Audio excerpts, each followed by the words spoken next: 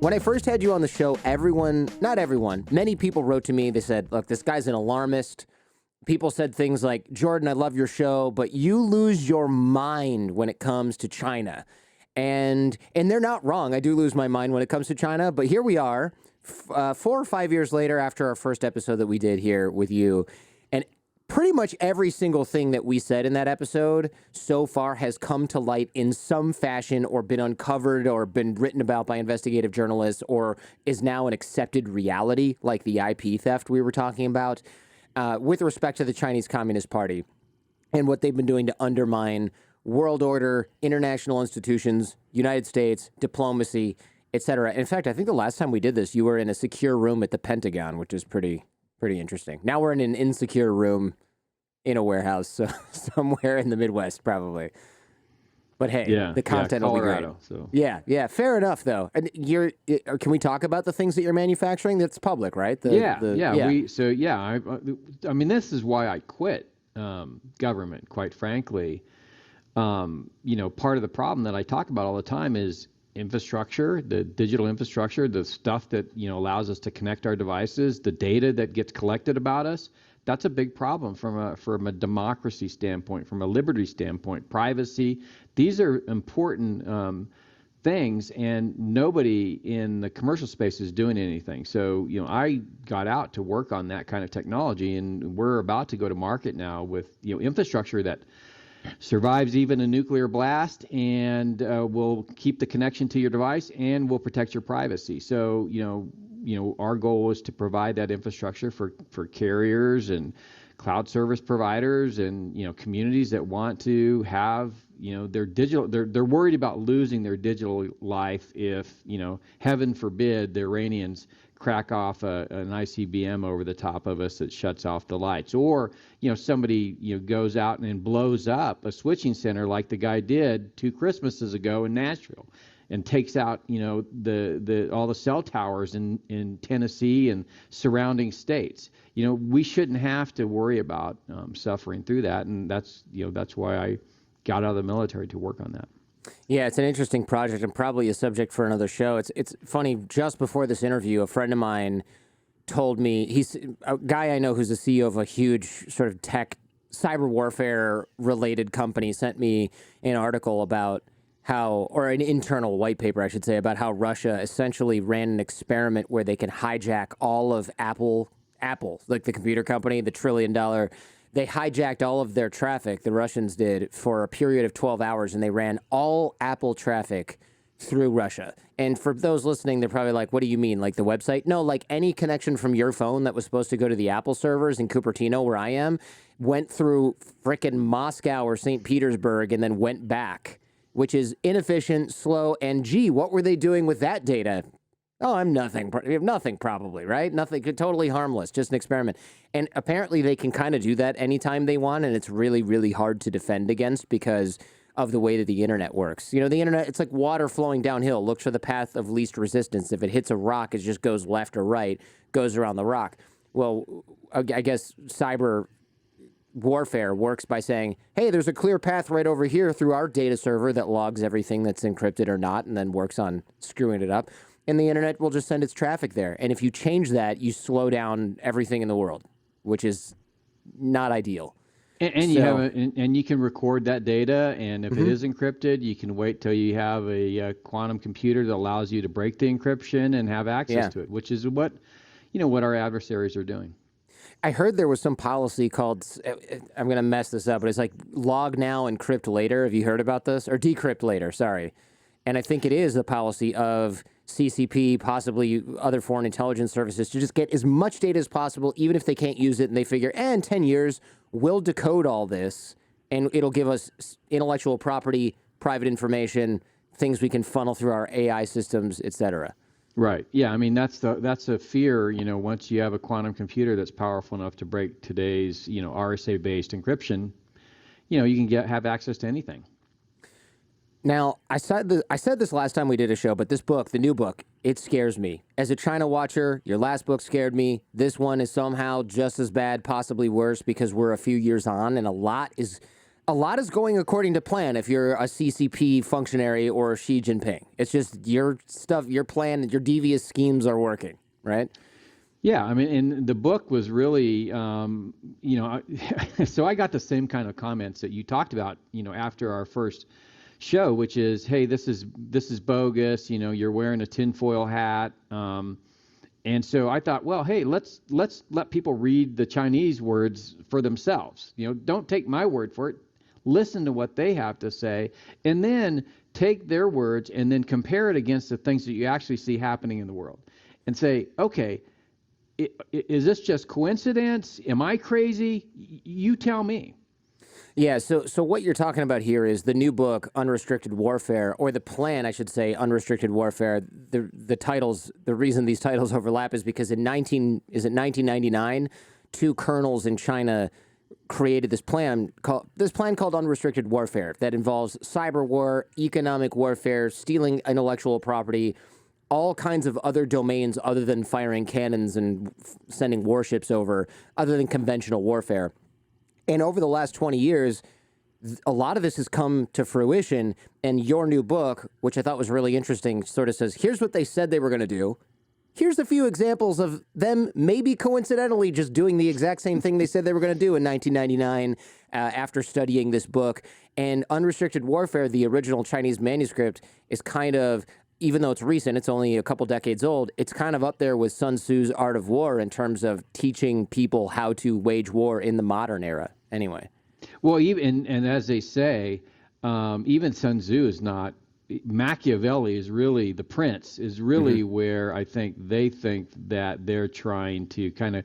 It's a modern version of the prince, because the prince was much more about politics and much less about warfare. Sun Tzu is very much about warfare. Clausewitz, all of these theorists were talking about war. Machiavelli was talking about politics, and these guys are political warriors, and they're showing you how do you use globalization and the internet to take politics global. When you're taught to be a military officer in the United States, politics is not something that you talk about at all. In fact, we're taught to be apolitical and, let the politicians figure out what they want to do, and then they'll tell us what they want us to go, what objectives they want. Right. It's all sort of siloed here in the United States. We've got the military, they handle military problems. We've got our diplomatic corps, they solve diplomatic problems. We've got our Chamber of Commerce, and companies decide essentially for themselves what they can do as long as it's within the law. We have our legislature and things like that create international laws, and we have international institutions that make rules. But when it comes to the Chinese Communist Party, they have Xi Jinping in the inner circle of the Chinese Communist Party, and they decide what companies are going to do. They decide what the military is going to do. They decide what their cyber warfare and intelligence units are going to do. They decide what their politicians, as so far as they even have them, really are going to do. And they infiltrate these institutions. We'll talk about that in a little bit. And they decide what those people are supposed to do. And it's all sort of centrally controlled, which is one of the, I think if you've ever looked at anything communist, you know that central control is kind of the whole idea. So that what they're trying to do is centrally control everything and then expand that control outside of their borders. And that should scare everyone, because if you've ever lived in China or seen anything, it's not exactly the type of place China's great. I loved it when I went there. Can't go there anymore, obviously. But it's not, I wouldn't want my country to turn into China, not because of Chinese people and not because of Chinese culture, but because of the Communist Party. That's it. That's really it. They just don't care about anything but power. And let's back up a little bit. What did China observe and learn during the Gulf War? Because that seems to be what sparked these two colonels to write Unrestricted Warfare. Well, first of all, what was reinforced to them is we do not want to get into a conventional war with the United States. I mean, we cleaned up the Iraqi forces like in no time at all, and you could arguably say that the Chinese forces were probably even worse than the Iraqis. So, first of all, we're not going to go to war with America in the conventional sense. Second of all, they had been, and what I say many times in War Without Rules is that unrestricted warfare is a doctrine document. Part of the problem of misunderstanding unrestricted warfare is that people think of it as a strategy. It's not a strategy. It is a doctrine document. And what a doctrine document does is take lessons learned from prior wars and tries to distill some principles that you can use to think about when you're planning a new war. And so in thinking of that document as a doctrine document, they were looking at the Gulf War and saying, okay, we can't go after the Americans this way, but what we can do is we notice that they are giving us full access to their corporate sector. We have access to their society, to their universities, to their media. The internet is allowing us to really have access to everything. So how do we take this access that they're giving us and begin to undermine their system using this access that they're giving us? So we don't have to worry about them coming, bringing, tanks and helicopters and fighters to China, because what we're going to do is we're going to basically just use the stuff that they've given us, and they won't think of it as a war. They'll just think of it as business. Right. Yeah. This is sort of where things get a little bit insidious, and that's the idea behind the document. People will say, look, are we just being paranoid here? This is a comment I got 4 or 5 years ago when we first did our show. And now we can definitively say, no, the CCP documents, Chinese Communist Party, I'll say CCP from here out just because it's easier, they actually state that they wish to displace us on the world stage, force us and the rest of the world to submit. So it's not just, hey, we want to be an equal power with the U.S. It's, no, we want to get rid of anyone who would challenge our supremacy. And not only that, we don't even want them to have the ability to challenge us anywhere, which is, that should scare anybody who just values being able to, I don't know, move around freely without getting permission from their local cadre, or invent something and keep it, like intellectual property, or create a business that's not controlled and given a piece of it away to essentially extortion and control to a centralized party. I mean, these things should freak everyone out, regardless of whether you think it can't happen, because the idea, their stated intention is to do this to everyone else. Right. And then, so, individual liberty, rule of law, human rights, free trade, things that we basically built the international order on. They don't want to destroy the international order. They just want to make it so that the international order doesn't represent in actuality, any of those things. And the easiest example to say, okay, well, show me how they're getting rid of those principles in the international system. Okay. The UN Human Rights Council. Who sits on the UN Human Rights Council? Countries like Venezuela, China. This is the problem when you bring them into the system and they're like, okay, we believe in human rights. Mm-hmm. We define it differently. Our definition of human rights is you don't challenge the party and we'll take care of you. You challenge the party, we'll kill you. That's our version of human rights. Yeah, this stuff, it starts to get worrisome when we look at COVID. And you start the book by talking about COVID and how China obfuscated / lied about the origins of COVID. I should say, again, the CCP, not average Chinese people. In fact, we had, Liang, the doctor, who said, hey, there's this big problem. We got this disease. And they imprisoned him, and then he got COVID and he died. And then they went, oh, well, he was a traitor. And it's like, well, a traitor because he tried to warn the world about COVID. I mean, it's really, really sad. They failed to lock down even when they knew COVID was spreading very fast in China. I know you wrote this book in 2021. I wonder what you think now that we're in 2022. 2021, China had they claimed a propaganda victory when it came to COVID-19. Look, you guys, look how bad you screwed this up over there. Our COVID is fine. We suspected they were hiding the numbers, of course. But now it's with Omicron, they just can't bullshit anymore. They've locked down Shanghai and Xi'an and other cities with millions of people. Their vaccination program didn't work. Their economy's taken a major hit. Doesn't look like that's going to end anytime soon. What do we think about that now? I mean, this snake that they let go just seems to have turned right around and bit them in the ass. Well, I think, when you look at it from their standpoint, the Communist Party is communist. And, part of the reason that Deng Xiaoping did the opening up is because they needed technology. They needed knowledge. They needed capital to rebuild their country. It's built.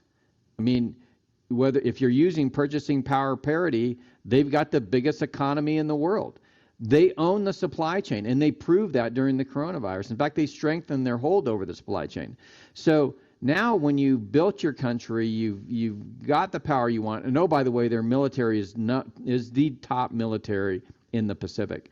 When you have all these things, you can actually, okay, we're communists. Now guess what? We're gonna be who we say we are, and they don't really care. You're like, oh, it's gonna hurt their economy. They're communists. All they care about is maintaining power over the people of China. And they have created a system, and coronavirus actually used that system perfectly to monitor and control the population using technology that Silicon Valley created. Mm-hmm. And yeah. they can do it perfectly. So I'm not surprised, and I don't think that they're not going to go in decline or fall down or anything. They're just being who they are. Yeah, we thought that a rising China would use its new technological and economic success. The idea was, hey, they're going to liberalize and they're going to open up. Look what happened in Europe at the end of World War II and Eastern Europe and all this stuff. We were just completely wrong about all of that. And it shows that while countries like Czechoslovakia, or now, the Czech Republic, Slovakia, and Eastern Europe, they were under the thumb of the Soviet Union. When they started to experience Western success, they did liberalize and open up, especially because of things like the Marshall Plan and foreign aid. China was under the thumb of Mao, sure, but a lot of this is just and they're still under the hold of the CCP. So the recipe isn't quite the same. We expected it to have the same flavor, and that didn't happen at all. And they took a lot of the 5G networks, TVs, phones, things like that were developed in Silicon Valley and or in China, and they just created a surveillance state instead of, hey, everybody's got fast internet and you can order an Uber from your phone. I mean, they took those ideas, but then they said, let's just instead monitor everyone. I'm wondering if you think we're more clear of the 5G issue now that Huawei seems to be in decline, or if you think they just changed tacks and they're going in a different direction. Well, I mean, so I think, if I had stayed in government and you had asked me, hey, is it Huawei that we need to go after? I would have said, okay, sure, Huawei may be an issue, but, Huawei doesn't have anything to do with TikTok. Yeah. Right. So TikTok is exporting basically the technology, China-built technology that does a lot of the same things that Huawei equipment in your network will do. So I think it's not when you say, okay, if we just get Huawei out, we're going to be okay. No, we're not. They're in our system. They're in our globalized, internet-connected system, and by virtue of having their companies be a part of that. You are not okay just because you don't have Huawei equipment. So are we any safer because of what the State Department did with regard to Huawei? In reality, no. I mean, now should they have done it? Yes, they should. Huawei is Huawei, but is that sufficient to protect Americans from what China wants to do, which is export their vision and version of the way societies should organize. And look at there's so many things to show you that they are able to change and basically control our narrative. The latest one is Pelosi's trip to Taiwan. Reuters. This is Reuters says in the title of their article, Pelosi goes to Taiwan. China enraged. China enraged is Chinese Communist Party propaganda. It's their media, it's their propaganda creating the enraging that's happening. And then we just regurgitate it. Oh, yes, it's all our fault because Pelosi went to Taiwan and now China's mad at us. No, the Chinese Communist Party have orchestrated this whole thing. And so, that's the problem that I have because, they are embedded in our system and quite frankly know it better than we do. A lot of people think China is just the Soviet Union 2.0. Hey, look, we outspent the Soviet Union. Maybe we can't outspend China, but we can do other things that will cause them to trip over themselves, right? They've got a centrally planned economy. They're going to have some sort of debt crisis. You mentioned before, there's actually a lot of people online, even writing books that say things like, hey, look, China looks like it's on the rise now. CCP looks like they got it all cut and dry. They're going to hit this debt crisis. It's going to come crumbling down just like the USSR, the Soviet Union. I disagree. I know you disagree. Tell me why that's wrong. Well, so that book, Unrestricted Warfare, that I detail in War Without Rules, talks, how many times do you think George Soros was mentioned in that book? And people are like, oh, is it George Soros that's funding, whatever political action in the United States? No, they are talking about the George Soros that, in their words, created the Asian financial crisis in 1990, I think 1997 or 1998. And they're saying, no, he's a financial terrorist because he caused, for instance, a run on the currency in Korea. And so what they did as a result of that, China, the Chinese Communist Party, created a financial system in China that's closed. Their currency does not float. You cannot go exchange a dollar for a renminbi on any kind of exchange. You have to go to the People's Bank of China, and they'll exchange it on their own terms. And so it's a non-convertible currency and strict capital controls. There is no other country in the global financial system that has a closed financial system that's allowed to be part of the global financial system. So that's an example of how they took, okay, this is how, if you are doing things wrong with your economy and you're part of the global financial system, you're right to have capital flight go out of your country. Mm-hmm. Okay, well, what we're gonna do is we're gonna say, hey, you can bring money into China, but we say when you take it out. Now, we should have said as a country and as a global financial system, okay, guess what? That is not how we play. You're out. We are not going to do business with you because you don't allow your currency to float. Instead, what do? The renminbi is part of the IMF basket of currencies. And you say, how can this be? How can it be? Well, it's because it's China. And everything that you talk about is like, well, we do that because it's China. Right, exactly. So for people who don't quite follow this because they're not former Wall Street dorks like myself, I'll try and sort of make this as basic as I can. The basket of currencies is well, it's a group of currencies that say, hey, these are the global currencies that we use for everything. Here's kind of what they can be invested in. Normally, when you have a currency like that, it's the euro. Before the euro, it was like the French franc and the Deutschmark and things like that, the British pound.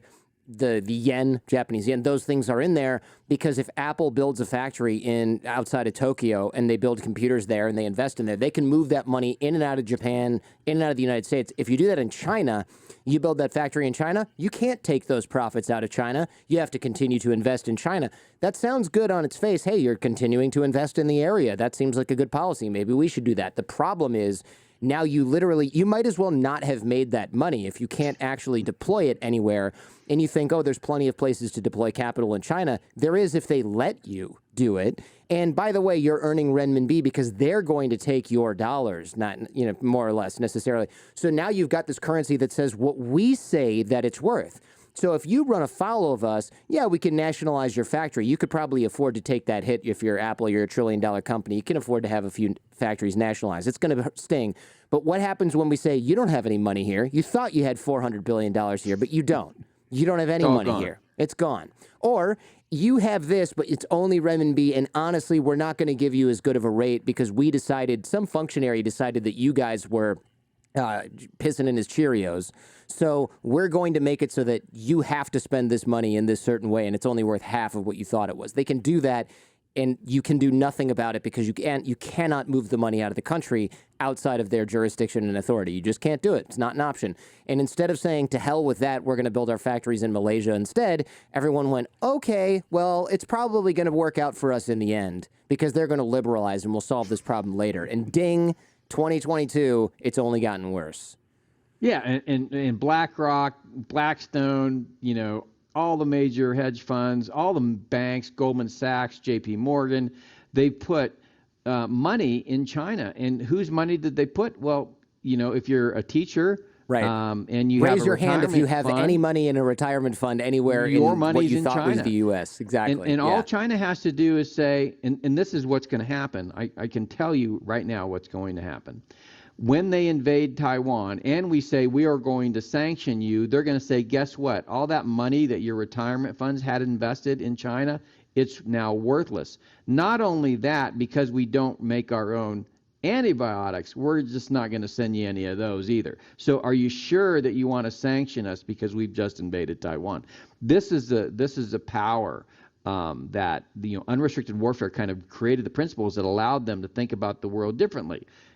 Let's plug into it, but let's plug into it according to our way of thinking.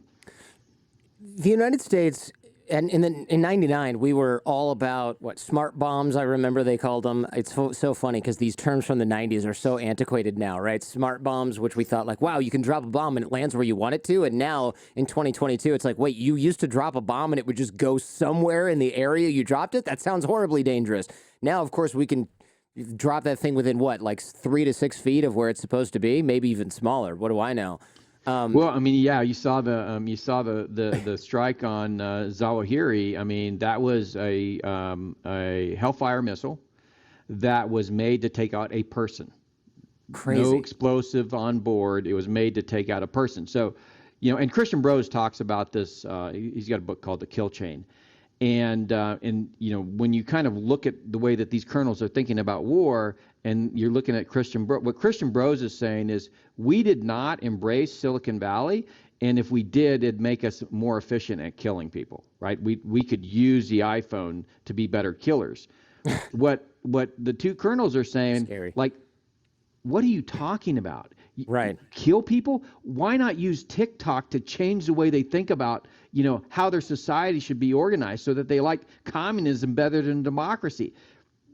You don't have to kill anybody. You don't have to blow anything up. You don't have to take the risk of, having that blow back on you. But slowly over time, people start to look at you and say, oh, why don't we organize our country like China? Because China is so much better to live. Yeah, I'm not a conspiracy theorist, but my buddy, who's a comedian, in his defense, said something that I thought was both sort of funny and also eerily possible, which was, what if, and again, it's a conspiracy theory that's meant to be kind of a joke, what if TikTok is designed to get everybody here watching stupid stuff, doing stupid dances instead of studying, making themselves better, building something, adding to society in some way? They're just designed to get sucked into that thing for 3 hours a day and do absolutely nothing of use or benefit. And I thought, wow, that would be a pretty good weapon to have, right? Social media aside, to just create something where the youth and adults who should know better spend hours of their day absolutely in a coma, staring at their phone on the toilet or whatever until their legs fall asleep, right? Instead of studying or doing something productive. And I know that he's kind of joking, but it's man, maybe he's not totally off on this kind of thing. The United States seems to have gotten better in the last 20 years in terms of unconventional warfare, right? Somalia, Afghanistan, not that those wars went well, but we had to fight less conventional wars. It's not like we don't know anything about unconventional or indirect conflict anymore. I think in '99 it was now we're just going to bomb everything into oblivion and then roll in with tanks. And that seemed like a great idea back then. Would you agree? Well, yeah, I mean, I think, we live in two worlds. We live in a physical world where somebody can walk through your door, put a gun to your head and say, I want you to do X. Okay? We also live in a digital world where is the world of TikTok. And we're pretty good at the former, right? We can tussle with the best of them. We can get in there and we can put a gun to somebody's head and we can take them out, or we can say, hey, this is what we want you to do. That's not what unrestricted warfare is about. Unrestricted warfare is about the latter. It's basically saying, forget all that. I mean, yes, that's the 20th century way of thinking about warfare. The 21st century way of thinking about warfare is just get them to do what you want because they think it's their idea. Right. right? Get them to give up their liberties because they think it's their idea. They want to. They're worried they're going to die from COVID. Okay, well then let them convince them that if they do these things, they won't die from COVID, and it becomes a way for you to basically voluntarily go the way they want, and that's what they want. They don't want to create the risk of conflict. Although in Taiwan, complete bets are off, but not against the United States. We've got nuclear weapons, could get messy. They could fight better than us. The Chinese aren't great fighters. They built a great wall that you could see from space, for God's sakes. They're not great fighters. But what they are good is at political warfare, and that's what this is about, is how do I convince you to be on my side? Chinese are, the funny thing is when you work with Russians, and then you work with Chinese, and when I'm saying Russians, I'm not talking about people from Russia or people from China, people that are part of the state apparatus. The Russians are like, not friendly people by design. That's the way the system is. The Chinese are great. They embrace you. You want to be your best friend, and it's very disarming. And so when you take this approach, like, I am going to get you to be on my side, to think the way I think, because it enriches you, or I'm using your words, like like the WEF, where we're the World Economic Forum, and where it's a one world, we all need to work together, we need to do all these things. We're going to say those words, and you're going to think, oh, he or she is on my side, so therefore we're simpatico, and our interests are aligned. And then they're going to do things that are completely at odds with what they say.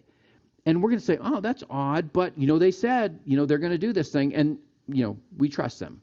Right. Yeah, we're used to dealing with diplomats that want to solve a problem, not diplomats that are deliberately obfuscating and running interference for their intelligence services or their military. Not that that has never happened in the past. I mean, we see that in the prelude to war, right? We saw that a lot with, I think, the Soviets, but that's a generation ago. Modern diplomats, unless they've studied that stuff upside down, left and right, they're not necessarily going to go into the interaction thinking, this person is trying to deceive me. This is me talking with the foreign minister of Japan before Pearl Harbor or after Pearl Harbor, right? This is different. And we think we have international institutions that are going to stand for law and order, and when we don't. You've said in the book, and I think this is what they wrote in Unrestricted Warfare in '99, the best strategy for warfare is not to kill, but to control. So the CCP, yeah, they want us to be confused, argue with each other, be enslaved by economics and disinformation. And so far, so good, I would say, unfortunately, especially in the last few years, we've really seen this come to light. And on the plus side, I think now people go, what the hell happened there? That's weird. This is really strange. What's happening? And we're telling you what is happening. And I think more and more people start to go, okay, I understand. I'm starting to understand this, because we see the perception of China sliding downhill on the international stage. And I'll talk about that in a second. Hey, if you like what you're hearing and seeing, check out the Jordan Harbinger Show podcast feed. There's a lot more just like this. You can find the Jordan Harbinger Show in Apple Podcasts, Spotify, or wherever you get your podcasts. Now, back to the show. One note that you wrote in the book that I thought was so now, observant isn't quite the right word, but perhaps astute, was the battlefield for China when it comes to information and diplomacy and economics is everywhere. So I mentioned before, the United States is siloed when it comes to the military. They're the ones that fight the battle. China's different. Everyone in the CCP is fighting the battle at every level. Corporate wonks steal IP. Hackers cause damage to networks. Financial institutions rip off foreign clients and companies and investors. Diplomats make empty threats and posture, like with Taiwan and now the military exercises they're running right now that you sort of mentioned at the top of the show. And the financial warfare that you talked about, you mentioned George Soros. This isn't really something we're used to hearing about in the West. They know that financial warfare is highly effective because they saw the debt crisis in the 90s, that Southeast, the Asian financial crisis. I was a kid. I don't remember it. I was like 16. I was more concerned about how to afford gas for my Ford Topaz or whatever it was. A guest on the show, Dan David, talked about this, episode 476. There's a lot of companies in China that will just acquire a U.S. company through a reverse merger, list a bunch of shares for their paper factory, and then Dan David was sending investigators to look at the paper factory, and it's empty. It's an empty building with a bunch of rotten cardboard outside. It's not a $1 billion paper company. Nobody freaking checked, and they're just like, yeah, we're just going to take your money. What are you going to do? It's not illegal for us to steal from you, and that's true. I mean, it's absolutely crazy. So, and it's so outside of the view of Americans that, you know, and they don't even understand it. Like, I'll just give you one. People think it's a domestic political issue. It's not a domestic political issue. It's part of how they're part of our system. So, the CHIPS Act that was just passed, right? What's that going to do? We're going to spend $46 billion of taxpayers' money to rebuild, you know, chip fabrication factories in the United States. I think it's something very important, something that we should do. The Semiconductor Industry Association said, okay, great. You guys are going to give us $46 billion to build these factories in America. But we notice over here in paragraph 3 that you're saying that we can't invest our money in China. Like, you're gonna invest your money in us, but you're saying no. We need to take that part out. And so you people will listen. Oh, well, there's some senators are saying, hey, we shouldn't pass this bill for this $46 billion. And people are saying, what, you don't want to rebuild the chip factories? No, the industry itself, basically, we're going to put our money in the industry, and they're going to put their money in China. That's what's in the bill. That's when, so it's so insidious, and it works right into our political system, and but it's so complicated and outside the view of regular Americans. They believe we need a chip, you know, industry here in I think most Americans would agree with that. Sure, yeah. What they don't understand is that the actual apparatus says, you know, those private companies could be investing their money in America, but they're not. They want to invest it in China. I did read, and tell me if I'm mistaken here, that there is a provision in the bill that says that these companies cannot expand or build new factories overseas at all if they're taking this money, or at least in China. I can't remember if it may be you're allowed to in Germany or something. That was the original language. They got that watered, and I've seen this time and time again. They get it watered down. They get loopholes in it because, you know, it's globalization. We need to be able to move our money wherever. And, you know, when you have a relationship between the chip industry and China, where the chip industry wants to sell chips to China, then China can say, hey, you know, you got this bill coming up. You know, if you want to sell chips to China, you better make sure that you fix that. And so who's going to lobby Washington, D.C.? It's not Huawei, it's not Lenovo. No, it's Intel. You know, it's Intel. It's the chip industry themselves. And so, you know, and they are just trying to run their business, right? They are trying to be good stewards of the shareholders' value. It's not their fault either. You know, when FDR had it out with the business community prior to World War II and said, look, guys, this is the way we're going to go. You know, you get to a point where the government has to step in and say, okay, the free enterprise is designed to be free, and it's designed for, you know, to maximize shareholder value. And the Chinese have rigged the system so that when you take a shareholder value, you equate that to doing things the way that China wants. That becomes a national security issue because now you can't have chips or antibiotics. That's a problem. Now the government has to step in and say, okay, the free market is not delivering. And Alexander Hamilton said this. Even Adam Smith said this, you know, when talking about the invisible hand of economics. You know, national security is a reason for the government to get involved in free trade. Otherwise, yes, specialization and trade, it makes, you know, all boats rise. But in cases where national security is concerned, in cases where a mercantilist power, which is, you know, essentially what China is, you know, basically distorts the free market economy, then the government must step in because business, this is not the role of business to protect our nation. They don't, all they're trying to do is increase shareholder value. Yeah, it's easy to say, oh, well, shame on Intel and these other companies. I'm only picking on Intel because I can't name another. AMD, I don't know. That might even be a brand under Intel. Right, these companies, it's easy to say shame on them. And to some degree, it's like, okay, well, all right. But if you own stock in that company, you want them to be able to build. I am very sad to hear that they took that provision out of the CHIPS bill. I was very... I was pretty stoked to hear, oh, good, it's actually going to be invested in the United States. But if we're just subsidizing these companies so that they have more money to invest overseas, especially in hostile states like China, that is somehow even worse. Or I suppose not even worse. It's almost as bad as just letting them do whatever the hell they wanted in the first place. At least we're going to have some chip factories here while they expand their Chinese operations. Hopefully it results in them mostly putting their focus here, but really, really have to be careful giving all of our blueprints of all of our semiconductors and all of our AI and quantum computing and logistics, everything over to a state that has literally said, we're going to use this against you and use it to subjugate you and screw up your entire country and the world order so that you're subservient to us. That is really dumb. I mean, it's just dumb at this point if we're allowing this to happen. And it's really clear that the U.S. is playing checkers and China is playing chess, and that's sad for us because we should know better. We do know better. We just don't care somehow. Here's one that I think will resonate with people.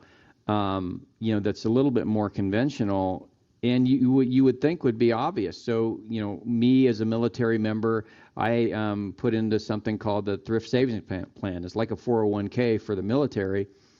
And, the Thrift Saving Plan board decided that, hey, they're going to take my retirement money, B-2 pilot, and they're going to invest it in Aviation Industry Corporation of China that makes the J-20 that's designed to shoot down the B-2. Unbelievable. So my retirement funds are going to fund the weapons that I may be seeing, in the air, as an active duty Air Force member. That's the craziness that when we get so entwined with China, that's what's going on, and I think you just can't say it's business. Well, it's just business. No, it can't be just business. Unrestricted Warfare, again, the document from the 90s written by these Chinese colonels, they state, hey, biological warfare, exploiting natural disasters, all that should be on the table. And we can see how the CCP used COVID to damage the rest of the world by letting it spread, lying about the origins, blaming the United States, blaming Australia for originating it, even though it was, of course, from Wuhan. It's all in the playbook. It just seems like their plan with COVID especially was facilitated by a lot of the international organizations that the United States built with its allies during the Cold War. Maybe not taken over, but they've certainly infiltrated these, like the World Health Organization. Let's talk about the WHO. They essentially whitewashed the coronavirus for China. Can you tell us about this? Well, and if you look at, War Without Rules, in Unrestricted Warfare, they write, oh, the United States has used the international order to get what they want. They use the international order to get the UN to say it's okay for you to invade Iraq. And then they created all of these, this alliance structure to get, using the UN as a means. What if you want to fight? That you need to use these international institutions to get your interests be at the top of the. So how do you do that? Well, there's two ways you do that. You get allies. So the Belt and Road Initiative is a good way to get allies. Like now you got the African nations, Central Asian nations, a lot of the Middle Eastern nations voting along the lines of what China wants at the UN. And you have like you have Greece and you have I think Hungary in the EU basically. So EU's taken off the playing board, and then so that's one way. Then the other way is, hey, we need all of these agencies that are within these international institutions are run by people. They're typically, before Unrestricted Warfare, they were typically, placed there by the United States or by the United States and its allies. Now they're placed there, and the good example, using the organization you just mentioned, is Tedros. Tedros is China's plant to run the World Health Organization, and so they have used, basically the system we built. They've just basically moved in. They've been better at the politics of the international institutions over the last 30 years than we have, and now they're running it. And that's some of the frustration that we have. Why are we not getting outcomes from these international institutions that actually promote, civil liberties, rule of law, free trade, human rights? Well, because the Chinese are now, it's like, one party, another party are fighting in the Congress. One party gets control, they get what they want. The Chinese have fought politically over the last 30 years to gain control of the international system. World Health Organization is just one example of that. And now they're using it to get their policies instantiated throughout the world. Lockdowns, perfect example. Lockdowns come from China, January 23rd. Xi Jinping locked down Wuhan. Before that, we never had lockdowns in our lexicon. All of a sudden, within a couple of weeks, WHO, lockdown stopped the virus. Guess what? Everybody puts in lockdowns in place. And now it's like, oh, lockdowns made all kinds of sense. No, they don't. They made no scientific sense whatsoever. There's no data to back up they would be effective. And in fact, what you've seen with the spread of coronavirus, whether you're Sweden or Italy, it spreads. It spreads. No matter what you do from a policy, it's a virus. It's going to spread. And so I think that's the power of unrestricted warfare, is knowing that if I get into these institutions and I get control of them and I start to control the narrative, and these institutions start to say the policy of or should be this, democracies they'll take them because it's coming from the WHO. Yeah, the World Health Organization. And I think that's a little bit scary because we want to be able to trust these. We don't want to think, there's a thumb on the scale from an authoritarian regime that wants us to make mistakes. So make recommendations that screw everyone over. Look, I'm not saying that they're doing that in every instance, but we certainly saw that WHO is more than happy to say, well, we're not sure. We're going to delay the investigation. Oh, they're not going to let us in? Cool. We're not going to make a big stink about that. Oh, they're going to let us in a year later after all the evidence is gone, and they can say that this was nothing. And again, I'm not a conspiracy theorist, but if you're trying to play by an international set of laws, then for God's sake, try to look a little bit less guilty, right? Just a little bit. What do you think about Biden's new plan? I don't know if it's Biden's plan, I should say, but the administration's new plan to partner with India, Australia, and other nations to limit China's ability to operate in the South China Sea. For those who don't know, you've got all these countries around the South China Sea: Taiwan, Vietnam, I think Malaysia, Brunei, Indonesia. I'm probably forgetting a few of these, but China says, hey, these are our waters now. You can't really do anything here. And they're saying, you're literally fishing off the coast of my country and taking all the fish. And we don't even allow our own fishermen to do that. What the hell? Get out of here. And China says, tough rocks. We're going to build a military base on an island that we now say is ours, or that we built in the South China Sea. There's now a plan to partner with India, Australia, and some of these other nations to limit China's influence in that area. What do you think about initiatives like that? Well, the problem with our system is that separation of business and government. And in the White House, you have the National Security Council and you have the National Economic Council. The National Security Council looks after the national security of the United States. The National Economic Council looks after the economic health of the United States. If the National Security Council, which it has, says, hey, we've got a problem with China, the National Economic Council says, no, we don't. We want to keep our economic relationship with China going. And so you start to think about, okay, how do we look at national security and foreign policy in a world where China has basically hijacked the international order? Well, so then you look at the federal bureaucracy, right, that kind of sits behind those two organizations within the White House. In the NSA, State Department, the intelligence community, DOD, and then the NEC, National Economic Council, the Commerce Department, and the Treasury Department. So what happens? Well, the Commerce Department, who's tied to the U.S. Chamber of Commerce, corporate sector, and the Treasury Department, who's tied to Wall Street, basically take an opposite point of view. And so when the National Security Council says, hey, we need to do something about this, okay, let's come up with this idea of AUKUS. What will AUKUS do? AUKUS will get, Australia, U.S., and India and Japan to kind of work together in the Quad, and we're gonna counteract the Chinese actions in the Indo-Pacific. Okay, great, but guess what? A lot of their undermining actions come in the commercial and financial area, and guess what? The National Economic Council, the Commerce Department, and the Treasury Department aren't going to participate in that. So what I think about that is it's half measures that the Chinese are just so what is that? How does that play out? Oh, well, you're talking about Fiji or any of these smaller territories that are caught in between, say, AUKUS and China. Well, the Chinese aren't going to go over there and invade them with military, so this side doesn't work. What happens? They start giving them money to build stuff and to develop their economy.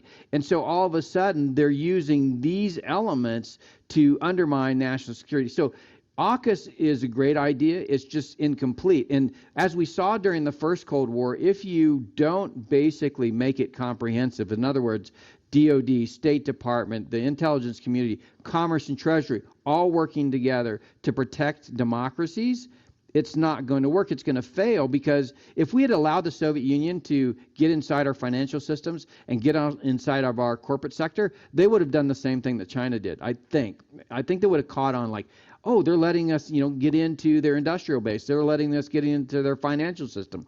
We didn't. They were completely cut out. And so I think the Chinese and these two colonels basically said, okay, they're letting us come here. Why would we even mess with these guys? Let them go off and do figure eights around the islands in the South China Sea. We don't care. We'll yell at them, whatever.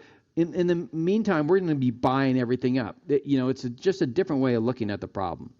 Yeah, it's frustrating because there have to be people in our government that know better. I mean, look, you know this. There's got to be plenty of people that know that these agreements are half measures. Why are we not doing this? Is it just so antithetical to the United States to tell businesses what they can and can't do, or to regulate our financial system that we just can't get it together? You're taught in the federal government that know your lane, stay in your lane.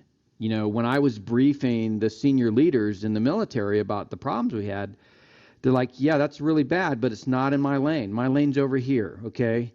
And I can't do anything to help that.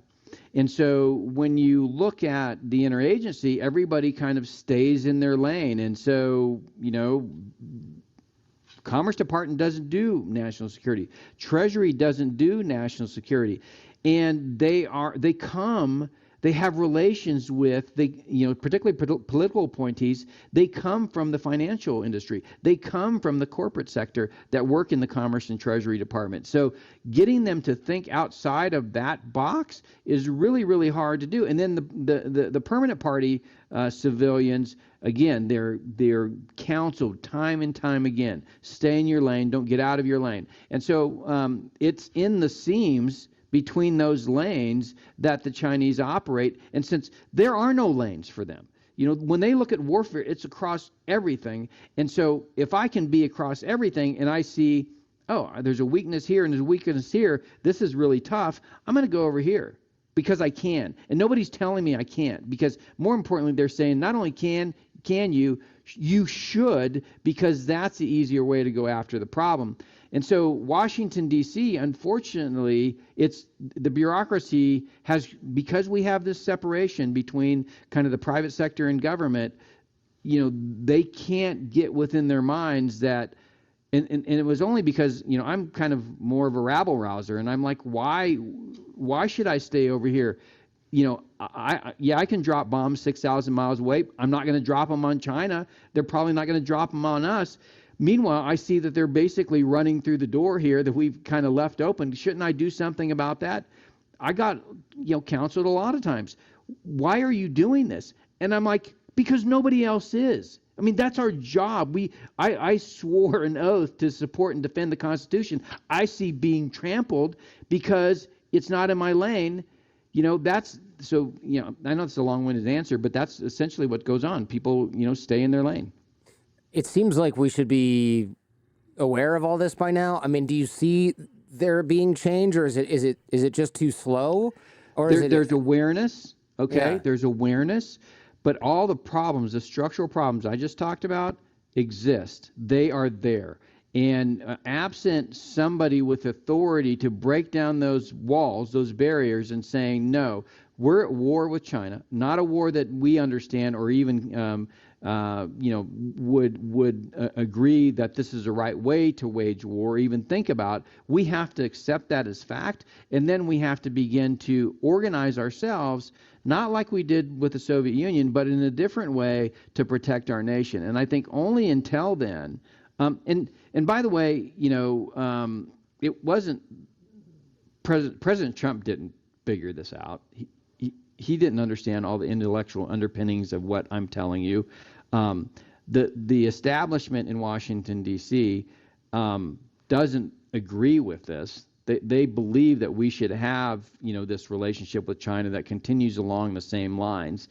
But there is an awakening that is happening in Washington, D.C. that people that, maybe, I guess they're more young, they're up and coming, and they're beginning to question why we're doing things. So I think in that group, you're seeing realization that we have this problem. But even that can get fouled up by the fact that we're a democracy. And the Chinese take advantage of the fact that we will use, you're weak on China as to score political points. Well, then it becomes, how do I define my political stance with regard to China so that I can make sure that I can get reelected? And what do my constituencies think about this? And so our domestic politics gets in the way of us actually solving the problem. It is very much still like FDR's challenge with Nazi Germany and getting the American people. I think the American people came before the corporate sector came. It is the truth that the corporate sector has enormous influence over Washington, D.C. And I would say, we've had sine waves. There's a good book by called Goliath by Matt Stoller, and he talks about these sine waves of heavy consolidation of economic power and then the breaking down of that via antitrust. And I think we have gotten to a point where we're very consolidated with economic power, and we don't have enough. Those very large corporations has a outsized ability to influence a political process, and that's exactly the types of institutions that the Chinese Communist Party loves to work with. Yeah, this makes sense. It reminds me of, and I'm going to screw this up, this quote, but I think it was Standard Oil. The president had said, hey, stop shipping Hitler oil. What are you doing? We're in war. And he said, well, we got a contract with him. And it's just like, are you kidding me? We're talking about the existence of the free world here. And you're like, well, I got a piece of paper that says you're going to give me money and I'm going to give you oil. Knock it off. And this is what we're doing with our semiconductors, with our AI technology, with our quantum computing technology, with IP, whether we want to give it to them or it's stolen. It just seems like people are saying, well, it's business. I have to manufacture everything there because it's going to be cheaper. And we have to subsidize them because that's what's good for my shareholders. It doesn't make any sense. A lot of military experts say that the invasion of Taiwan is going to show a ton of buildup, ships, armor, etc., on the shores of mainland China. But in the book, the PLA, the People's Liberation Army colonels that wrote Unrestricted Warfare, they marveled at the U.S.'s use of helicopters in Desert Storm. I don't know anything about military strategy, but is there a scenario in which China or the CCP uses essentially a helicopter army to cross the 100-mile Taiwan Strait as opposed to slowly sailing across? I absolutely believe that that's what they're going to do. I mean, we've been so kind of preoccupied by the invasion force coming by and I'm not saying that they're not going to use the maritime domain, but I do think that they are going to take advantage of air power in many ways. They're going to use ballistic missiles. They're going to use rockets, and they have They have so many weapons stored on their side of the strait, it would boggle your mind. They're going to use fighter jets. They're going to use bombers. They're going to use massive waves of helicopters for assaulting the island. I think the difference between, and this is the problem with people trying to take the Russia-Ukraine scenario and say, oh, yeah, Russia thought they were just going to march in there and take over Ukraine. Russia's got an economy less than the size of Texas, and most of their stuff is old. And they tried to min run it because they had to, because that's all they had. The Chinese aren't going to do that. It's going to be massive. It's going to be overwhelming. It's going to be fast. When it happens, it'll be over like Iraq was, and it'll be mostly from the air, because there is no way to drive a tank from the mainland to Taiwan, and amphibious assaults are extremely dangerous. In fact, it's widely believed that between the months of April and October, the sea states are the best time for invasion. So that's when they will come. I actually think that they're going to take advantage of the fact that, oh, well, the Chinese would never invade now. The sea states are really bad, for that. That's exactly when they're going to come, and they're just it's going to be so overwhelming. People are going to be shocked, I think. It's going to be the same type of shock that the world was shocked when Desert Storm happened. I think everybody was put off by just absolutely flabbergasted by how fast America was able to subdue Iraqi forces and just wipe them out. That's what's going to happen when China invades Taiwan, and I'm afraid that what I'm more worried, quite frankly, in the aftermath. How are we going to survive as a nation when the Chinese say antibiotics are gone? Figure it out. Microelectronics, all the stuff. I mean, most of the stuff that makes up the products that you buy, if it's not the products themselves, comes from China. All that stuff, is liable to be cut off when this happens. Yeah, it seems like if it comes from the air, it's going to be a lot less warning, a lot less time to prepare for the attack. It seems like you don't think Taiwan is very prepared for this. I read something about a military officer from Taiwan giving a talk, I think in China, saying, oh, Taiwan doesn't stand a chance. If that's real, they should hang that guy for treason, but he might also be right. Not that he should have said it in China, but it's kind of scary. I mean, it doesn't seem like, not that they could repel an invasion force anyway, but is it even going to be that costly? Are they sort of keeping their eye on the ball over there? Do we know? Well, I mean, it's just, you've got 1.4 billion people. You've got again, purchasing power parity. You've got the #1 economy in the world. You've got the ability to create all these weapons. You have been creating these weapons. You've taken technology from the United States. You now, in some areas like AI, you lead in technology, and you've got an island of 23 million, right? That's doing great.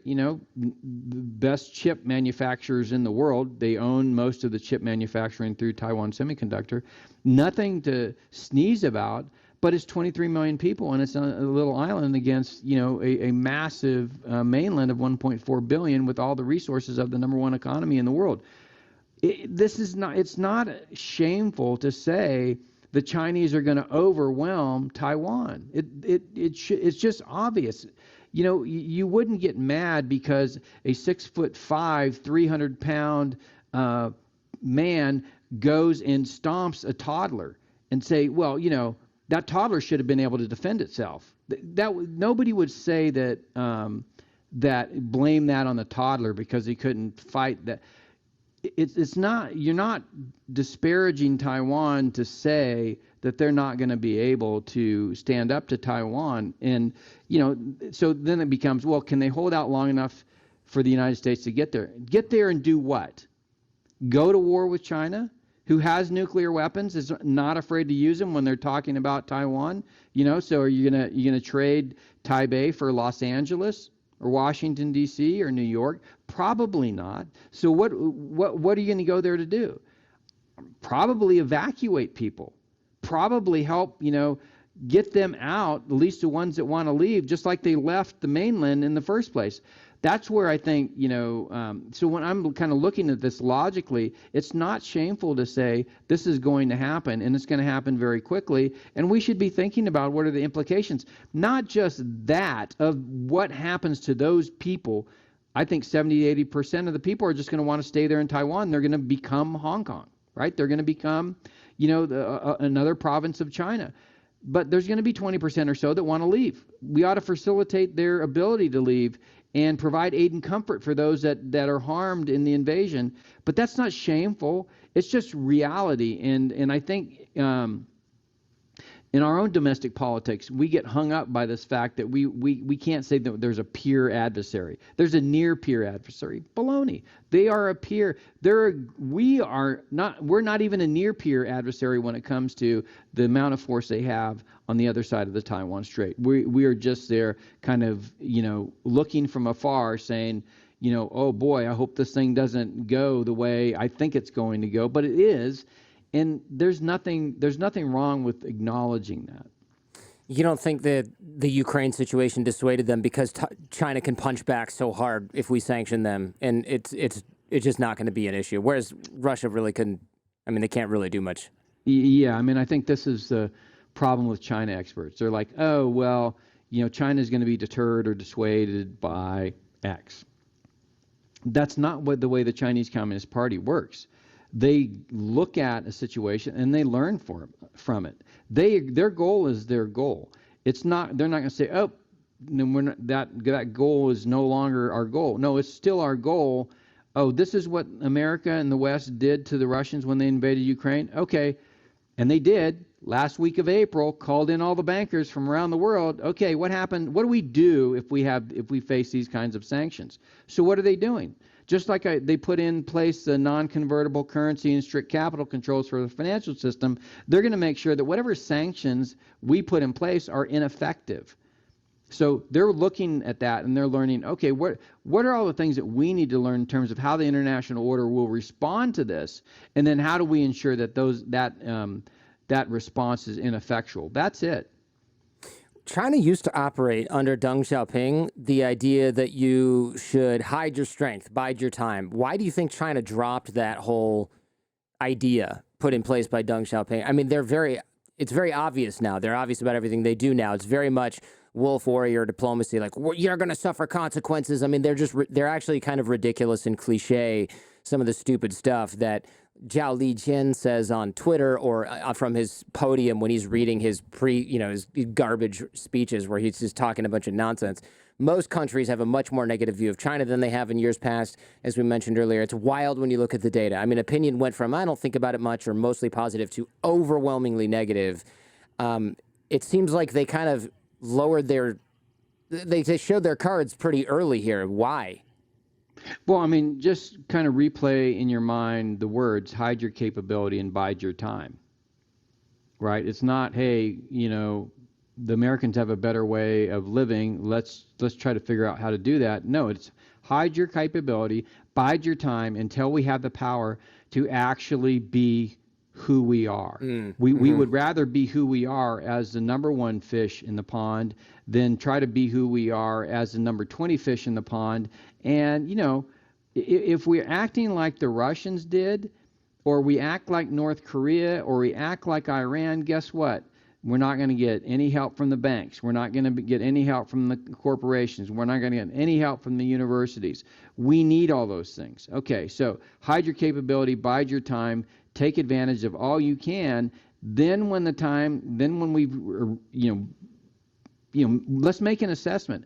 Okay, we've reached enough power now. We are who we are. Now we can start saying with force, this is who we are. This is what we believe. We actually think our system is better than yours, and we are showing you by all of these metrics. We're bringing these hundreds of millions of people out of poverty. We have this rising economy that rises every single year without fail. We own the global supply chain. Look at 2008. The Americans screwed up the global financial system, and we're coming in to bail them out. So that's what they're doing. So this is just part of the natural order. And I think, again, we try to project, our vision of the future onto the world, and we just have to look at what's happening out there, and in this case, look at the Chinese Communist Party and say, this is where they're going. We have to accept, acknowledge, embrace the fact that that's where they're going, and then we need to figure out what that means for us as a democratic republic, and then what do we need to do to survive. Alexander Hamilton was under no illusion about the fact that America would come under attack as a democracy.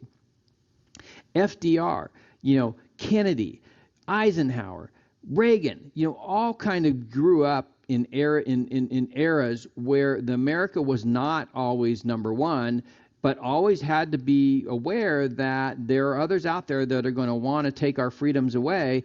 And, the number one reason for having a constitutional republic was this idea of we have to come together. We all believe in democracy, but we all have to come together to defend each other, because if not, we're going to get picked off and the whole thing's going to come crashing down.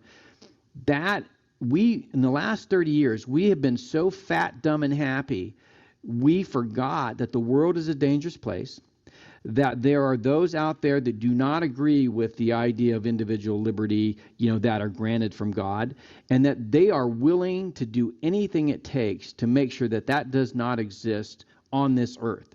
And if we don't stand up and defend it, we're going to lose it. What can average citizens do listening to this? We're talking about facing a hostile Chinese Communist Party. What can I do? I don't really know. And I study this stuff. I look at it, and what do I do? Just not invest in Alibaba? I mean, where do I begin?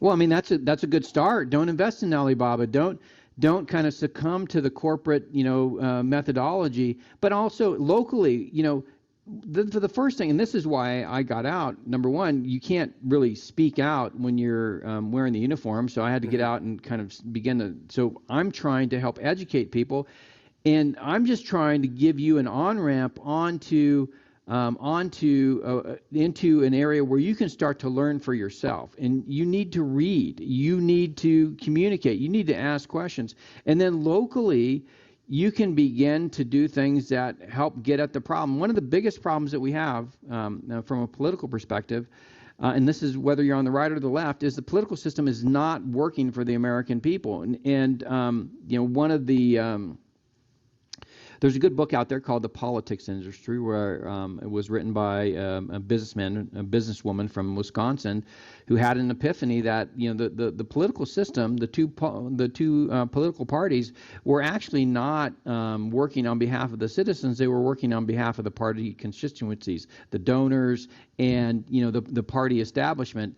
And that in order to break that up, that you needed to create a voting system that allowed for more people to choose the representatives. So rather than, if you're in a blue district, the base of the Democratic Party choosing the candidate, and that candidate winning the general election by power of that base, or in a red district having that happen, that you needed to have a way to have voting so that you could break down those lines, so that Republicans and Democrats would have to come together in a candidate that they both, it's not the number one choice for either one of them, but maybe it's the number 3 choice for either one of them. And because it's the number 3 choice, that person listens to both sides, right? So political innovation is what is kind of the subtitle of the book, The Politics Industry, but it's looking at how do we get back to where bipartisanship actually exists at the highest levels of government, and they work on behalf of the American people who have been complaining about the fact that all of our factories are gone and we don't have jobs. I've been on a factory floor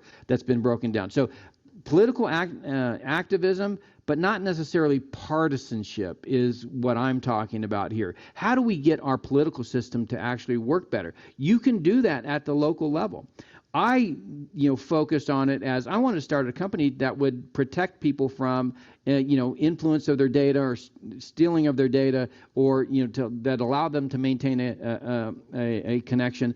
I did that in technology. We're in a free country. You can look at the problem, you can learn and study it, and then you can go take where you think that your skills and your talents and your passion are best suited to go after, what's the goal? And the goal is really the preservation of our Constitution. It is the thing. That document is the thing that gives us the freedom to do the things that we want to do to kind of express ourselves. Well, thank you very much for coming on the show today. I know this topic is a little bit depressing. It's a little bit scary. And I want to reiterate, again, I know we said this at the top of the show, that this isn't about the Chinese people. It's about the Chinese Communist Party. The biggest victims of the Chinese Communist Party has always been the Chinese people. I mean, you're talking about 15 to 80 million dead under Mao, and that's just the beginning. People, Uyghur genocide in Xinjiang, and that's just, again, just the beginning. So I want to reiterate that because we have Chinese fans and people who live in America or Canada that are Chinese, and they're like, what the hell, man? What'd I do? I want people to realize that we're fighting for freedom, free market, fair play as much as possible, and not trying to single out any particular ethnicity here. I just really think that the Chinese people and China have such high potential. I mean, this should have been, their opening up and liberalization and economic development should have been one of the greatest things to ever happen in the history of the world. And instead, it looks like all we did was create a monster, which is really sad. So hopefully we can turn that around. Well, yeah, and my heart goes out to the people of China, the people of Hong Kong, the people of Taiwan. They're who I'm concerned about.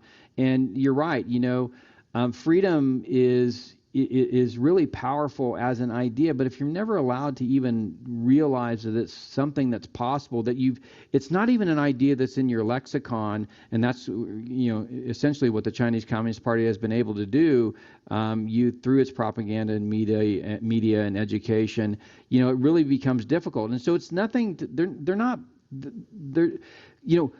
I get this in my Twitter feed. Oh, but it's also the Chinese people. No, the Chinese people don't know any better. They can't know any better because the Chinese Communist Party has created such an effective system. And it is a tragedy. And, I think we, in being greedy and taking their money and allowing them to influence us, are doing a complete disservice not only to our own citizens, but to the citizens of China and the citizens of Taiwan. I think we are perpetuating their enslavement. In the case of Taiwan, we're aiding and abetting their future enslavement. And, much better for us to recognize what's going on and to begin the long, hard process, as we did with the Soviet Union, of pushing back and saying, no, we are going to meet you at every area, and we're gonna be there to say, no, we will not stand for this. And we should do that, because not only will that be better for the Chinese people, but our own democracy cannot exist in a world that is almost all authoritarian. General Spalding, thank you so much. Thank you. Thanks for checking out this entire episode of The Jordan Harbinger Show. If you're interested in exploring this topic further, check out the Jordan Harbinger Show podcast feed. There, we dive even deeper on this and many other topics. In the audio podcast, I also close open loops, cover things discussed off camera, off air, and give some parting lessons from our guest. You can find the Jordan Harbinger Show in Apple Podcasts, Spotify, any podcast app, or at jordanharbinger.com. And also, if you found this episode useful, please share it with those you care about. Last but not least, like, comment, and subscribe.